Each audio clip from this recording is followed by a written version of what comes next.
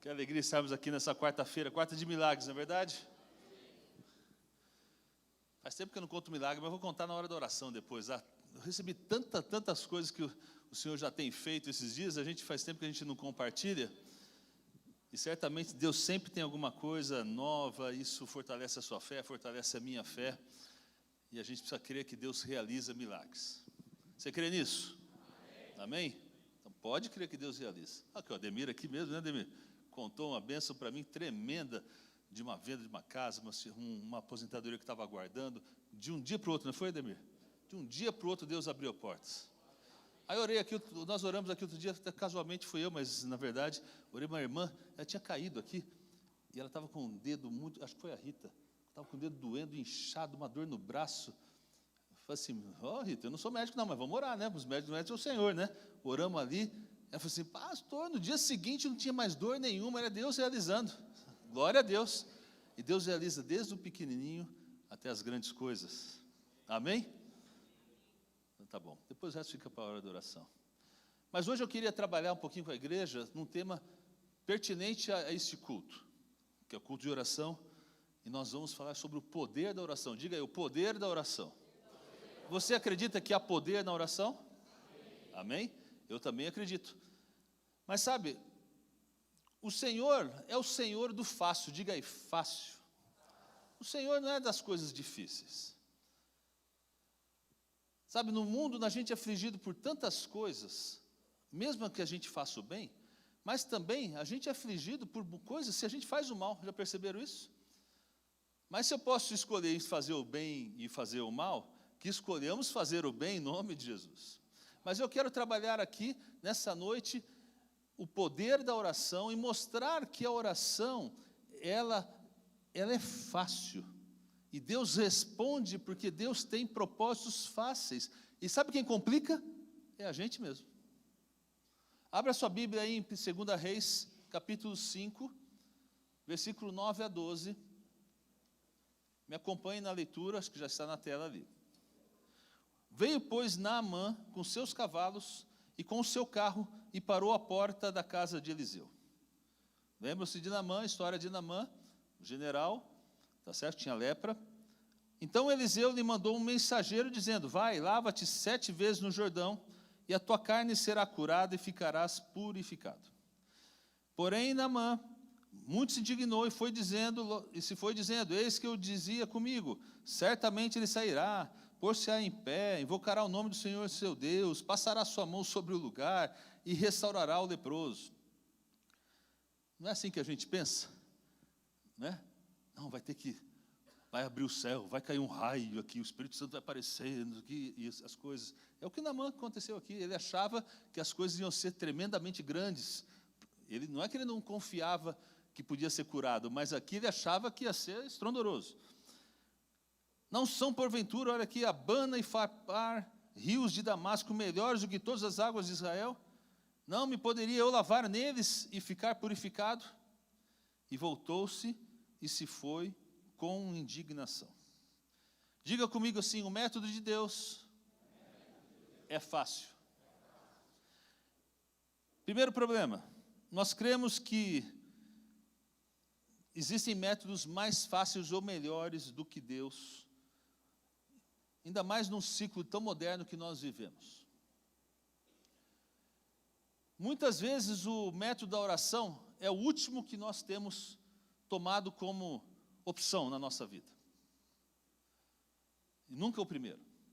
Veja se não é assim. A família está mal, os filhos estão com problema, você está com problema de enfermidade. Você vai ligar para o médico. Você vai ligar para um amigo e fala assim, o que eu tomo com essa dor de barriga? O que eu faço quando aconteceu isso aqui? Você procura um conselheiro. Você procura até um pastor, o que eu faço? E a gente esquece que a oração deveria ser a primeira coisa. Sabe, a grande verdade, a gente não tem clamado muito ao Senhor. Eu pergunto nas minhas salas de aula de novos membros, de batismo, assim, quem tem o hábito de orar? Se tem aluno meu aqui, sabe que eu tenho perguntado. Eu falo assim, não adianta mentir, porque na verdade Deus sabe tudo.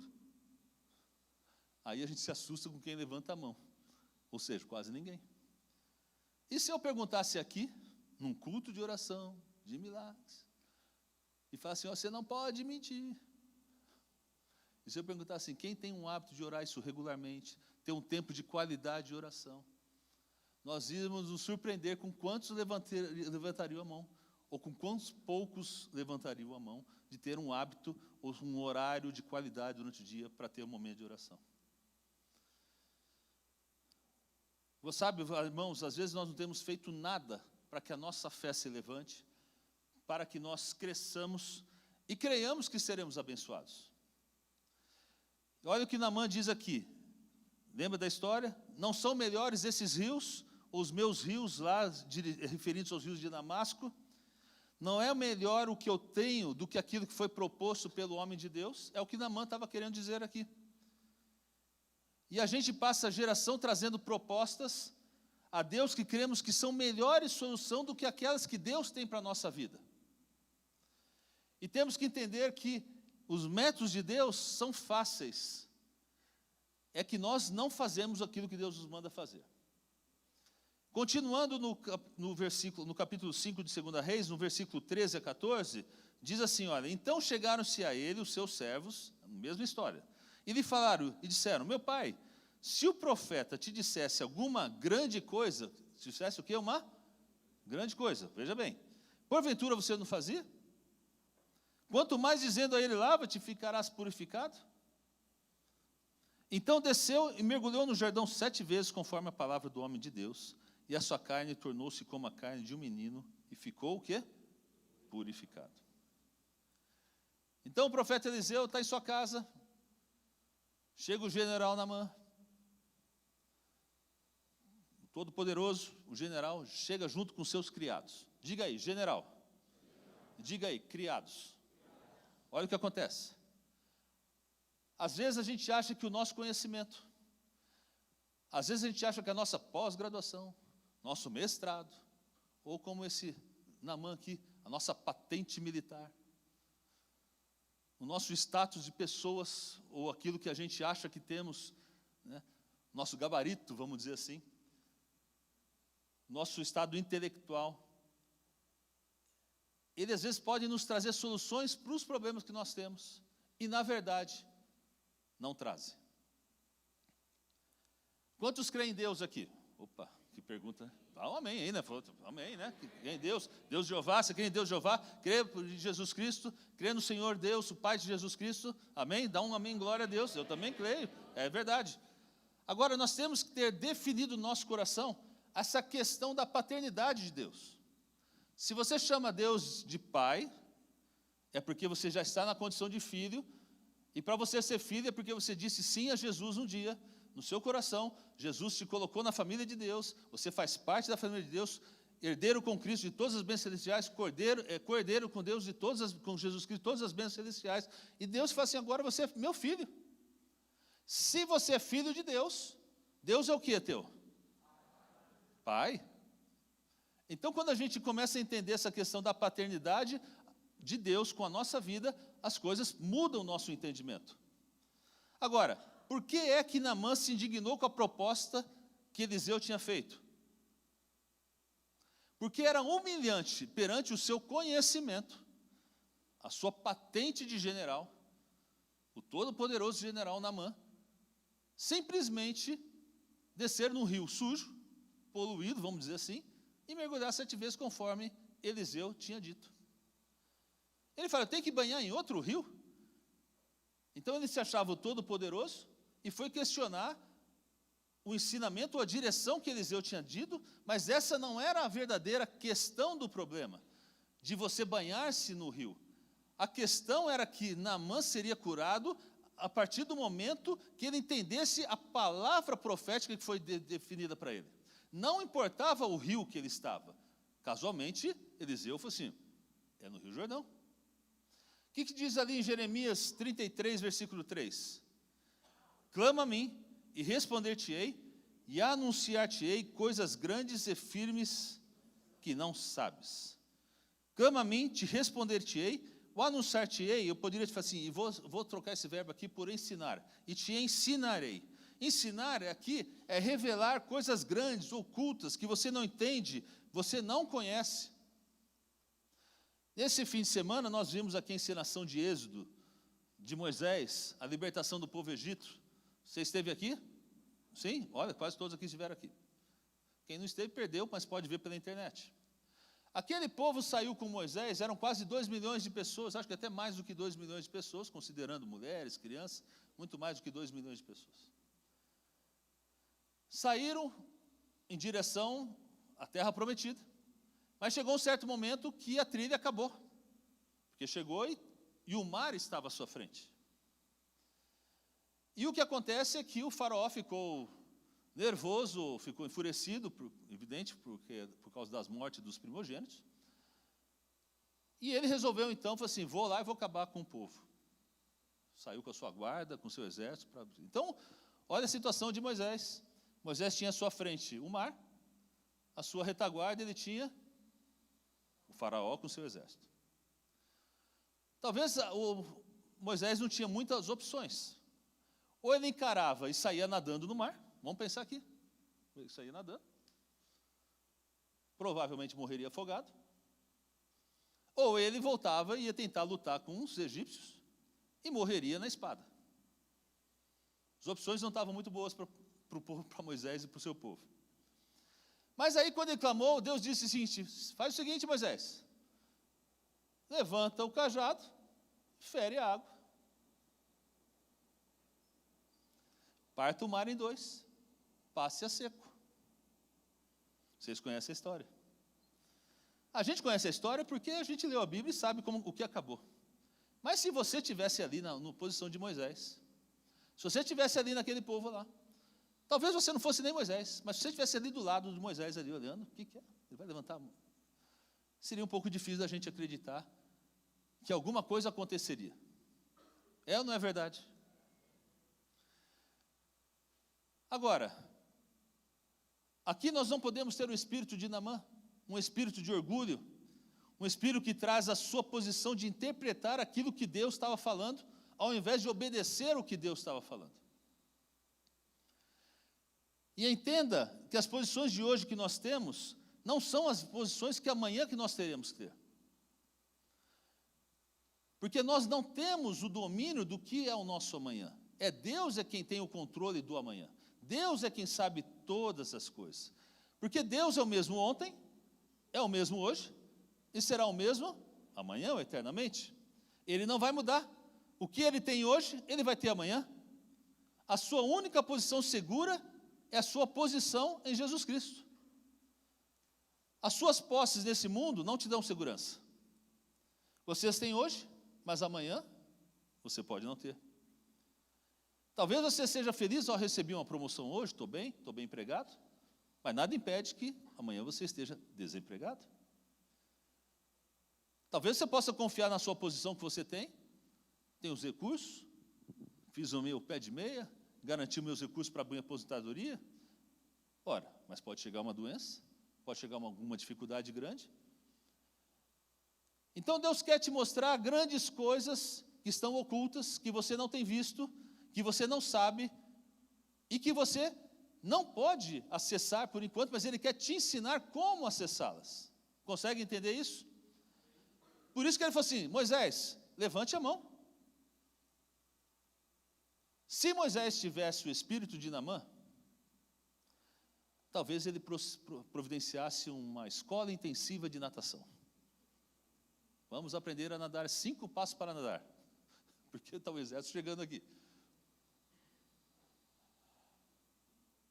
Agora, por que isso não é uma ordem de verdade? Ou seja, é ridículo às vezes a gente pensar o seguinte, puxa, é ridículo eu levantar a mão? É ridículo eu pensar que Deus podia abrir o mar com simplesmente levantar a mão e tocar uma vara? Como eu disse, se a gente estivesse naquele contexto, provavelmente a gente pensaria dessa mesma forma. Mas, meus irmãos, é mais fácil nadar? É mais fácil guerrear com a espada?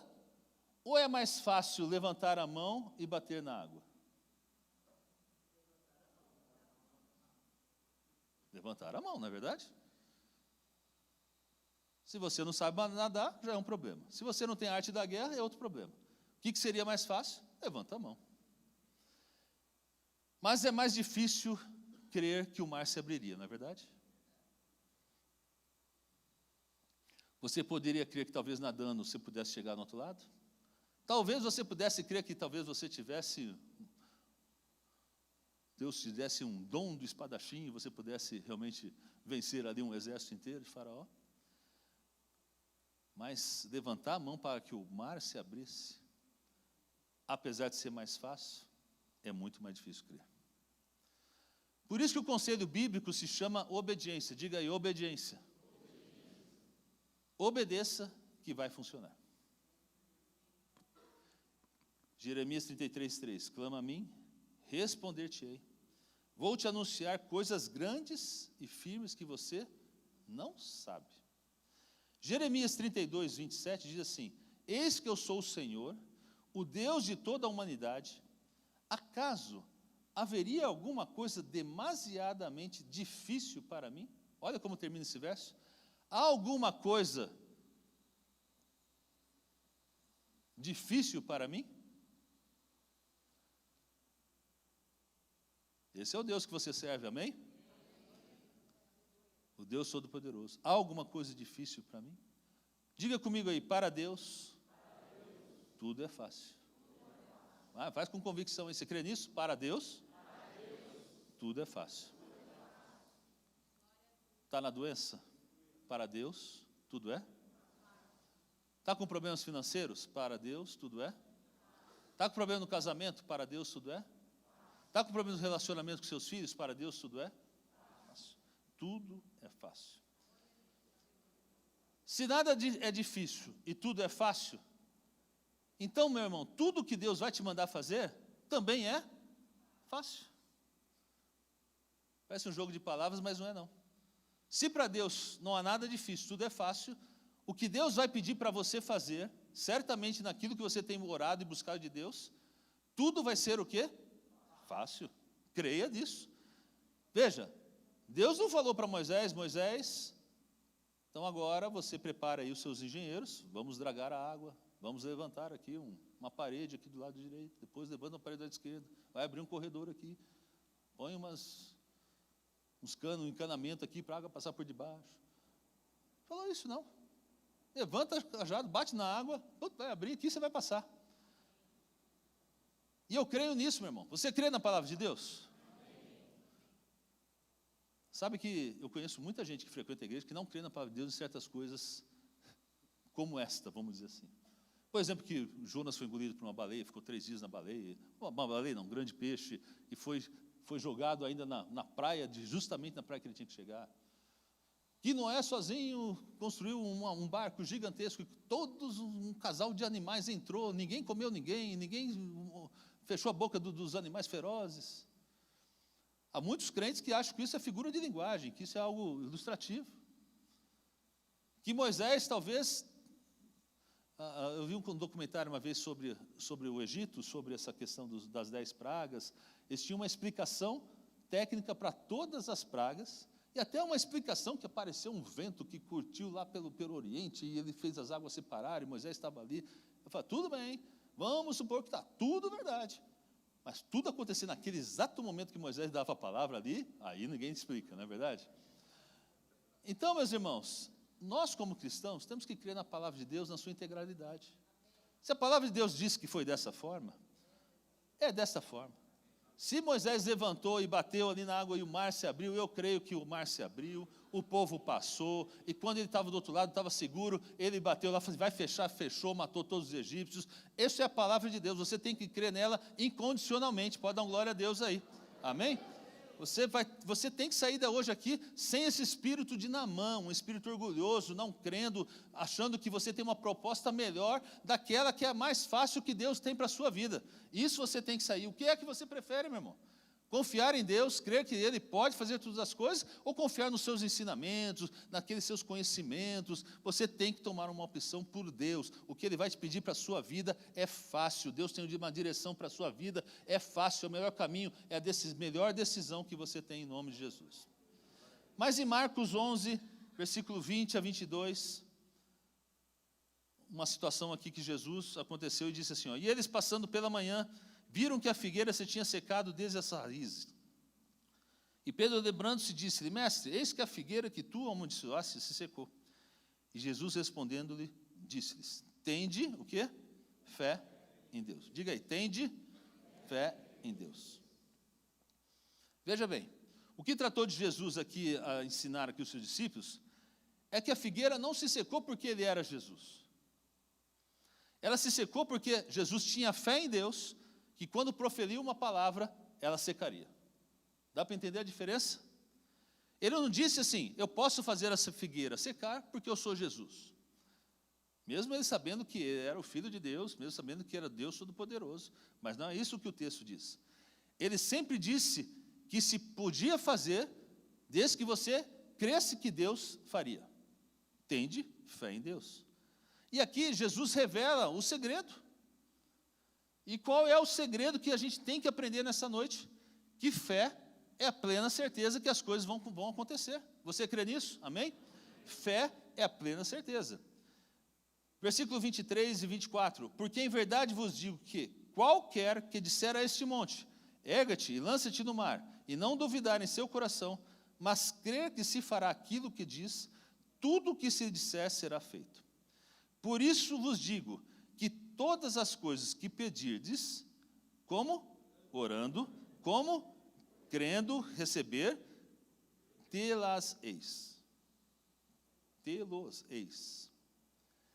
Veja bem, não está dizendo aqui que tudo que você pedir pagando você vai ter. Tudo que você pedir orando e crendo, você vai ter. Amém? Sabe, há muitas pessoas que confiam nos seus recursos. Os seus recursos fazem a diferença. Agora, sabe o que é os seus recursos para você? É aquilo que te limita. Todo recurso é limitado. Você sabia disso? Então, o teu recurso também é limitado. Aliás, isso é uma aula de economia agora.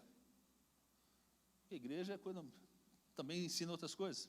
Todos os recursos são limitados, portanto, todo recurso limita. Agora, a fé acessa um mundo ilimitado de oportunidades. Porque a fé acessa o Deus Criador do céu e da terra, dono de tudo, dono do infinito. Ele, não tendo nada, fez tudo. Ora, o que Deus está tentando dizer aqui nesse texto, através de Jesus, é que tenha fé em Deus, que quando ele não tinha nada, quando Deus não tinha nada, ele transformou todas as coisas como elas são, e tudo que você crer, tudo que você orar, pedir a Deus, é o que está no texto aqui, todas as coisas que você pedir, orando, crendo, você a terá. Como é que ele criou os céus e a terra? Dizendo, pela palavra, ele disse, haja luz, e o que aconteceu? Houve luz. E o que Jesus fez para a figueira que ela secasse? Ele também disse, proferiu o quê? Uma palavra, se seque. Então, todos, qualquer, meu irmão, diga aí qualquer, você pode ser grande, pode ser pequeno, rico, pobre, preto, branco, não me importa, qualquer brasileiro, americano, chinês, qualquer que diga, que profira uma palavra, crendo, como diz a palavra de Deus, crendo, você vai ter em nome de Jesus. Amém? Não é minha palavra, não é a palavra de Deus, acabamos de ler esse texto. Agora, o que acontece conosco? Eu não preciso disso, eu tenho recursos. Eu tenho recursos, tenho dinheiro, tenho amigos, eu não preciso. Meus irmãos, o único capital verdadeiro que você tem, que é seguro, chama-se fé. Diga aí, fé. Porque cada um, Deus deu uma medida de fé. E é evidente, se tem uma medida, ela pode ser aumentada. Você tem que trabalhar isso. Então, você sabe quanto que pode um orgulhoso? Ele pode muito. Mas sabe quanto pode um humilde? Pode tudo. Amém. Alguém? Amém? Tá certo? Porque Deus dá graça aos humildes, mas resiste o orgulhoso, diz a Bíblia. Sabe, Jesus fez que Pedro caminhasse nas águas. Fé. E esse é o principal ingrediente da oração, a fé. Filipenses 4, 6 e 7. Vamos ver aqui, olha. Não estejais inquietos por coisa alguma. Antes, as vossas petições sejam em tudo o quê? Diga aí, conhecidas. Estão comigo aí ou não? Então vamos novamente, vai, todos juntos. Vamos ler todo o versículo. Não estejais inquietos por coisa alguma, Antes as vossas petições sejam em tudo conhecidas diante de Deus, pela oração e súplica, com ação de graças, e a paz de Deus, que excede todo entendimento, guardará os vossos corações e os vossos pensamentos em Cristo Jesus. Então o texto está claro aqui, que sejam tudo conhecidos em oração. Dá para entender aqui? O texto está claro? Então nas orações, se tudo tem que ser conhecido, o que nós podemos pedir? Tudo, todas as coisas.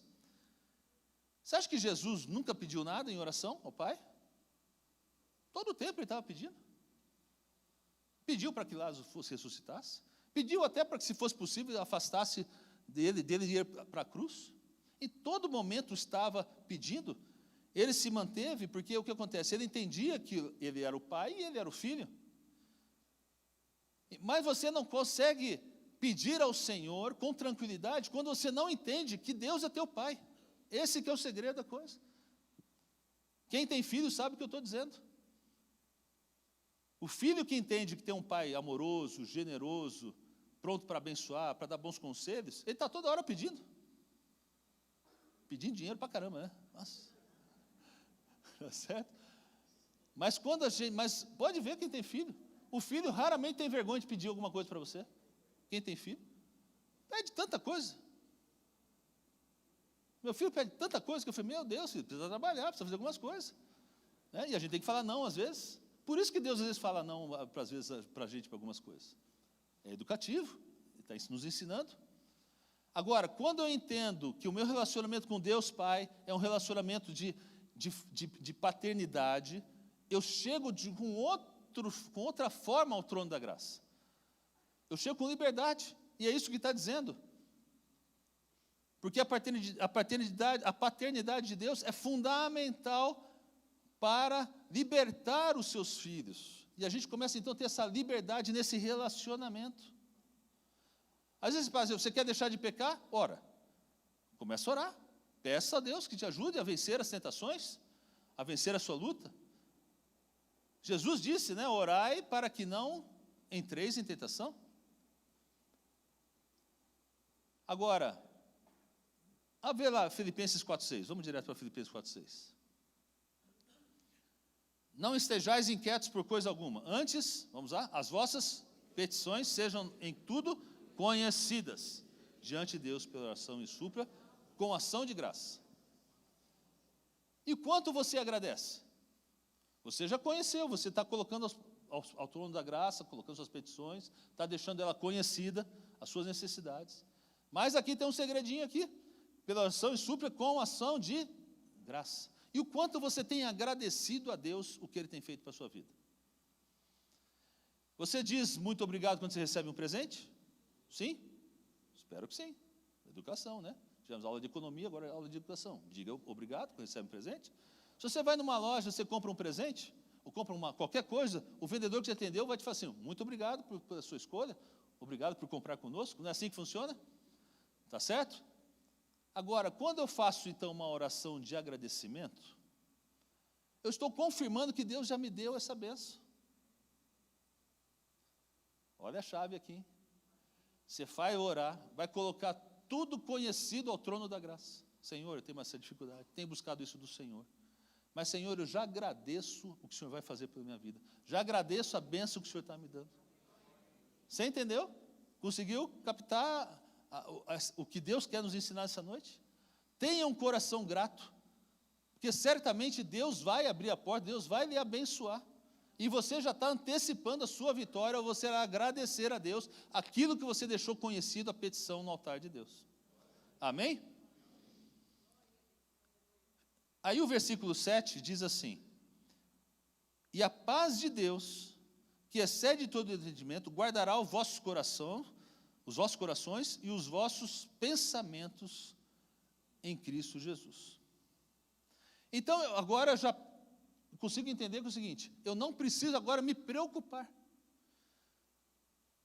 Olha que fantástico esse texto, porque a paz de Deus já vai guardar o meu coração. Então, a partir do momento que eu orei, com certeza eu tenho uma preocupação, eu tenho uma luta, ponho no trono da graça, faço conhecido ao Senhor a minha petição, porque Ele é meu Pai, Senhor, essa é a minha luta, estou com essa dificuldade, Senhor, abre a porta, dirige, aqui, beleza. E desde já te agradeço pelo que o Senhor tem feito, pelo que o Senhor já realizou, vai trazer na minha vida. Olha como a coisa muda, porque eu já estou crendo pela fé que o Senhor já vai trabalhar, a fé é o segredo. E aí o que acontece? Deus vai começar a trazer no seu coração agora a paz que excede todo entendimento. E essa paz gera confiança que o Senhor está agindo e vai trazer a resposta ao seu coração. E o que é que está te preocupando, meu irmão? Algo que você não tem? Ou alguém que você não tem, né? Normalmente, é algo que a gente não tem.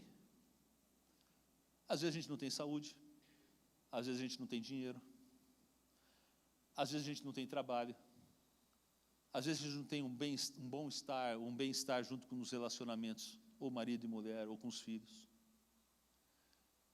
Normalmente o que nos preocupa é aquilo que nos falta, não é verdade?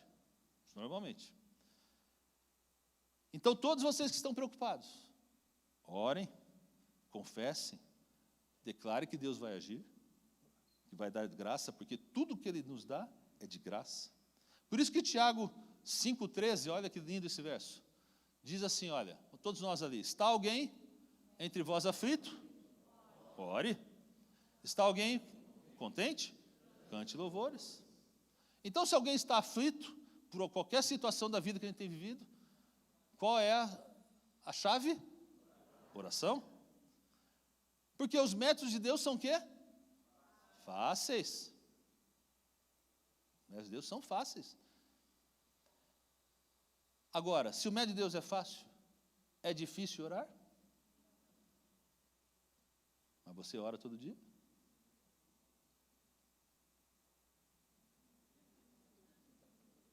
Tem gente com medo aqui, tem gente até...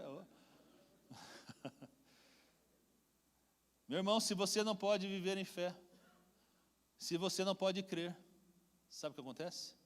Você não pode ter. Vou repetir. Se você não pode ver em fé, se você não pode crer, você também não pode ter. Temos que aprender a orar a todo tempo. Amém? Agora olha o versículo 14 de Tiago, vemos o versículo 13. Um dos textos que eu mais gosto, tenho usado muito ele. Aí está alguém entre vós o quê? Doente? Chama os presbíteros da igreja, orem com ele, ungindo-os com azeite, em nome do Senhor. E o quê?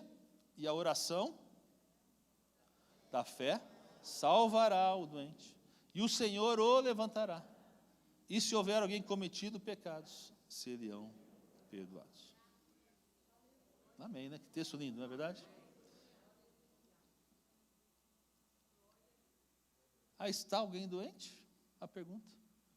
Ore, chama os presbíteros, ou os intercessores, a gente trabalha com essa versão. Orem.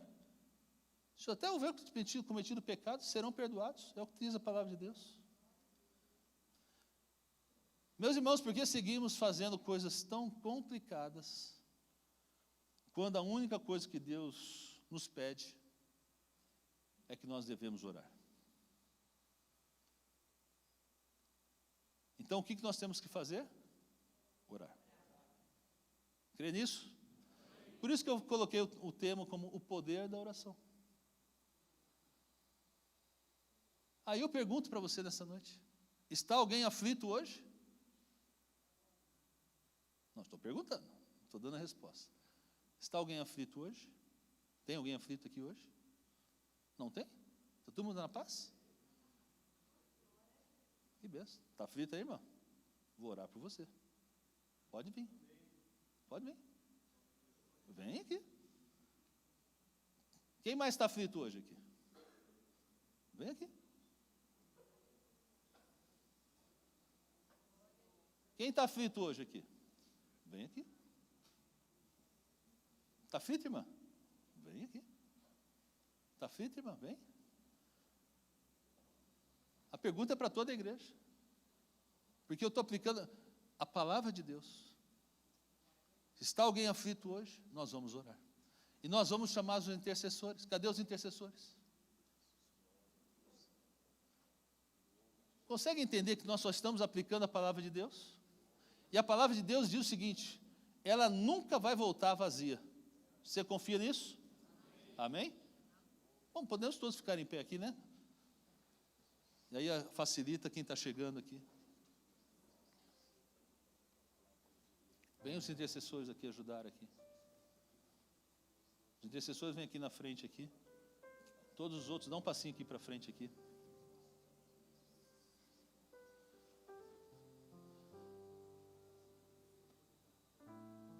Consegue entender que andar com Deus é fácil? Consegue entender? Diga aí sim ou não. Sim? Sim. Deus nunca vai pedir o impossível para você. Deus nunca vai te pedir alguma coisa que você não tenha. O que Moisés tinha para atravessar aquele mar? Aliás, que é a única coisa que ele tinha na mão? Um cajado. Deus sempre usa e utiliza aquilo que nós temos, junto com a nossa fé. Por isso que eu volto no texto. O que está te preocupando? O que é que tem te trazido aqui à frente? Às vezes é saúde, falta do dinheiro,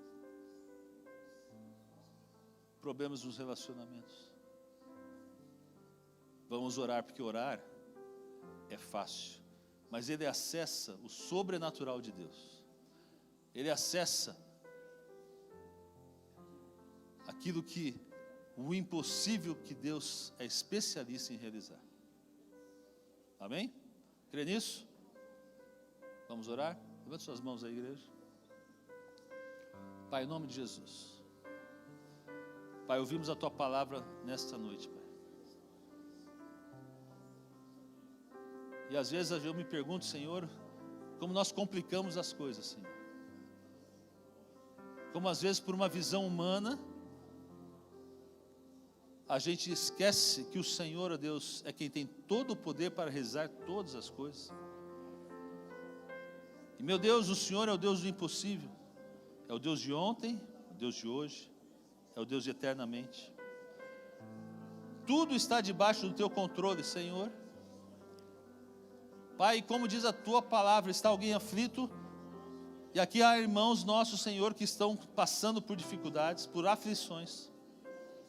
Pai, agora estamos intercedendo, Senhor, orando ao Senhor, como diz a Tua palavra, clamando ao Senhor agora, que o Senhor haja, Senhor, de uma forma sobrenatural sobre a vida do Teu servo, Senhor, transformando situações nesta noite, Pai, qualquer uma que seja, Pai, eu creio que o Senhor vai fazer e pode realizar os milagres do Senhor, Deus. Pai, se algum doente aqui, Pai, nós estamos ungindo, como diz a Tua palavra, com os intercessores. E a Tua palavra, Pai, a Tua palavra diz que a oração da fé salvará o doente. Pai, então em nome de Jesus, transforma situações nessa noite, Pai. Doenças, relacionamentos. Peço a Ti a vitória do Senhor, Deus, para que Teu nome seja estabelecido, Senhor, de uma forma grandiosa nesta noite, Pai. Confiamos na Tua palavra. Senhor, põe no nosso coração a certeza que o Senhor é quem faz por nós, o Senhor é quem realiza a boa obra no nosso coração. Aumenta a nossa fé, para cremos no Senhor, cremos no impossível, cremos que o Senhor, ó Deus, realiza e tem feito, Senhor, os Seus milagres, Pai. Senhor, traz paz ao nosso coração, como diz a Tua palavra também, Pai. Ó Deus, transforma, Senhor, situações nessa noite. Confiamos no Senhor e em Ti agradecemos, no nome de Jesus. Amém, amém. Dá glória a Deus, aplauda o Senhor.